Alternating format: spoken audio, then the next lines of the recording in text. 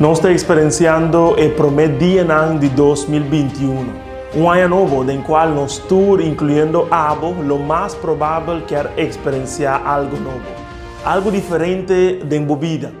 Quizás o que você quer experienciar é uma família mais unida. Um casal que você compreende. Uma que você obedece ou maior que você valora. Pero você quer imaginar que está para experienciar Deus que você estima? Com abarcante seu amor tapa abo, que corrase para sentir awe Deus mais cerca de você. Me quer compartilhar com um sítio na Bíblia, qual está Romanos 5, versículo 8. É texto maravilhoso aqui está bisa, mas Deus está demonstrando seu mesmo amor para conosco nessa aqui. Que o tempo não estava pecador ainda, Cristo amori para nós.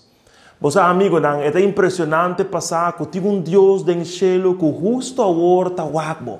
E apesar de tudo o que botar ao fazer, está bisabo, meu amor para abo está mais grande, me está sigue estimado. Segundo Efésios capítulo 3, vers 4 até 7, está existir passo simples e prático para experienciar a plenitude de amor de Deus. Primeiro, tenho que receber e permitir o Espírito Santo de Deus na minha vida. De dois, tenho que entregar e viver a vida de Jesus e Jesus no meu coração. De três, tenho que proponer para cada dia crescer e madurar em seu amor. A ver de 2 dias, de 10 dias na oração. Nós vamos explorar com Deus, não está tendo na conta quem botar, que como a ni de onda boa bem para estimá-lo. Reflexionando sobre a história de jovem que abandonou sua casa, reclamar o que ainda não estava a dizer, gasta turcos, acaba nada, regressar back e ganha perdão e aceitação, logo mira, com a mesma experiência aqui porta de botame. Único me exclama a Deus para seu Espírito Santo e para epo e babo cerca o amor de Deus, sim, cerca o coração de Deus.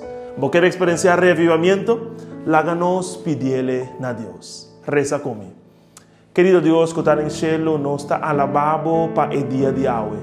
Danke, oh Jesus, que você dá-nos a oportunidade de experienciar reavivamiento.